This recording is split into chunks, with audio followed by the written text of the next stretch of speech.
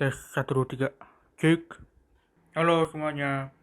Perkenalkan, nama saya Carlos Tuamart Siburian.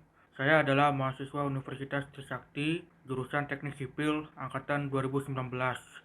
Tujuan saya membuat video ini adalah karena kami mendapat tugas dari dosen kami, yaitu Pak Aksan, dosen mata kuliah Mekanika Tanah, yaitu membuat video tentang pengertian gempa, proses terjadinya gempa, dan apa saja dampak-dampak terjadinya gempa. Gempa yang dibahas di sini adalah gempa tektonik. Oke, jadi langsung aja saya mulai ke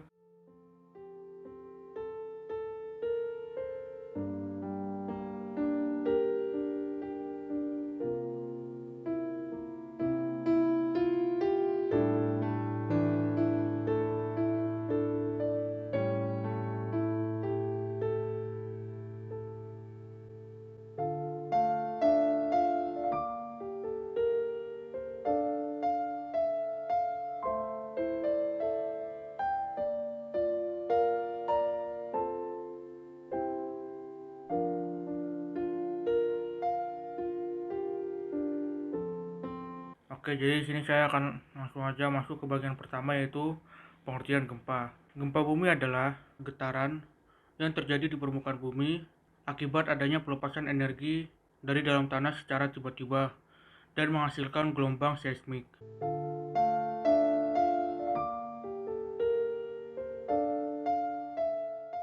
Nah, gelombang seismik itu sendiri adalah rambatan energi yang disebabkan karena adanya gangguan pergerakan pada kerak bumi. Oke, saya akan langsung menjelaskan bagaimana proses terjadinya gempa. Gempa itu terjadi karena adanya interaksi antar dua lempeng yang menyebabkan lempengan lain masuk dan menyusup ke bawah tanah. Contohnya itu seperti ini. Gempa terjadi karena adanya lempengan lain yang menyusup ke bawah tanah. Jadi, antar dua lempeng ini, salah satu lempeng itu menyusup dan masuk ke bawah tanah. Itu terjadi karena ada aktivitas tektonik. Jadi, salah satu lempeng akan masuk ke dalam tanah, sehingga di dalam tanah ini itu akan terjadi pengumpulan energi yang sangat besar, dan jika tidak bisa ditahan lagi, itu akan menyebabkan getaran atau yang biasa kita sebut dengan gempa.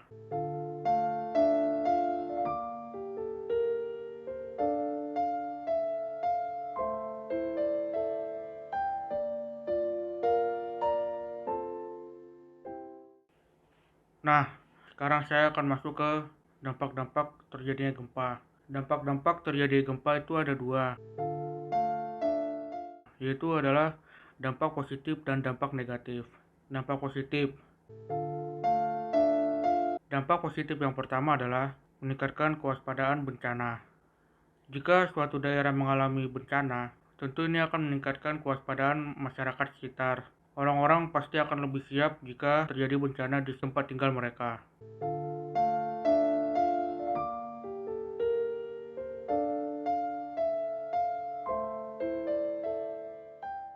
Dampak positif yang kedua adalah sebagai bahan pembelajaran. Bagi para seismolog dan pakar gempa, tentu setiap gempa yang terjadi akan membawa pembelajaran baru bagi mereka. Dengan adanya gempa-gempa tersebut, mereka akan terus mempelajari bagaimana cara menyelamatkan diri, menghindari terjadinya gempa, agar jika terjadi gempa, semua orang bisa tetap bertahan hidup. Dampak positif yang ketiga adalah menghasilkan tempat-tempat tambang. Aktivitas tektonisme menyebabkan berbagai bentuk permukaan bumi seperti berbentuk lipatan atau patahan. Dengan adanya lipatan dan patahan tersebut, maka hasil bumi akan mudah terlihat ke atas. Berbagai tambang seperti emas, tembaga, timah, dan logam-logam tentu memberikan banyak manfaat. Salah satunya adalah sebagai sumber daya alam dan juga akan menambah penghasilan bagi setiap masyarakat yang bekerja di daerah tersebut. Dampak positif yang keempat adalah meningkatkan kepedulian terhadap sesama. Dari adanya kepedulian, orang-orang akan membantu mereka yang terkena musibah, seperti menyumbangkan makanan, pakaian, dan uang. Selain itu, kita juga akan membantu mereka yang sangat berjasa dalam proses penyelamatan korban gempa, seperti tim SAR dan relawan-relawan yang lainnya.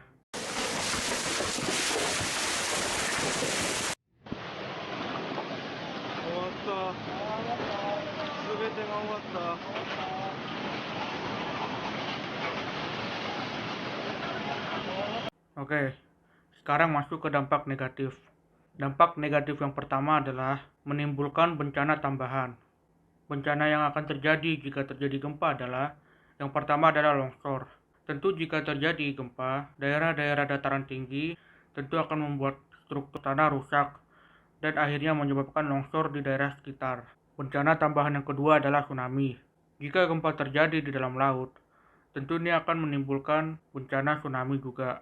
Jika antar dua lempeng bumi bertabrakan di dalam laut dan salah satu lempeng bumi masuk dan menyusup ke bawah tanah, air laut juga tentu akan masuk dan menyusup ke bawah tanah tersebut, dan saat pengumpulan energi sudah tidak bisa ditahan lagi, akan terjadi pelepasan energi di dalam laut. Ini akan menimbulkan bencana tsunami. Dampak negatif yang kedua adalah terjadinya kebakaran. Dengan bergoyangnya bangunan-bangunan di atas tanah tersebut, ini dapat menyebabkan arus pendek. Arus pendek itu sendiri adalah suatu kondisi di mana konduktor positif dan negatif terhubung secara langsung, sehingga akan menyebabkan arus pendek. Dampak negatif yang ketiga adalah jaringan komunikasi terganggu.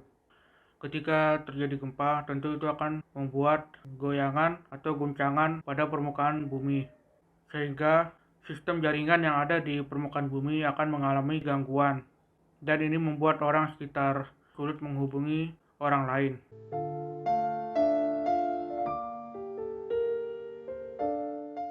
Dampak negatif yang keempat adalah robohnya bangunan-bangunan tinggi dan hancurnya infrastruktur dan fasilitas-fasilitas umum lainnya. Goyangan dari lempeng bumi bisa membuat bangunan-bangunan di atasnya akan roboh.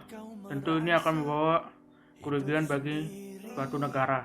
Dalam kerasnya dunia, tersenyumlah. Dan dampak negatif yang terakhir adalah menimbulkan pengangguran.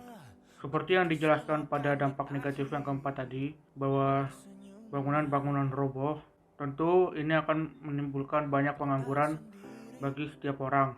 Orang-orang yang bekerja pada suatu instansi atau perusahaan, atau orang-orang yang bekerja pada fasilitas umum, tentu akan kehilangan pekerjaan mereka. Dan hal ini tentu akan membawa banyak kerugian bagi negara Indonesia. Tentunya Indonesia sebagai negara dengan jumlah penduduk yang padat ini tidak ingin menimbulkan pengangguran lagi. Hidup memang tak selalu seperti yang kau inginkan, yang kau harapkan. Baiklah, sekian pembahasan dari saya mengenai pengertian gempa, proses terjadinya gempa, dan dampak-dampak apa saja yang ditimbulkan jika terjadi gempa. Saya berharap video saya ini bukan hanya sekedar tugas, namun juga dapat memberikan suatu pengetahuan baru bagi penonton. Terima kasih semuanya, sukses selalu. Perhatikan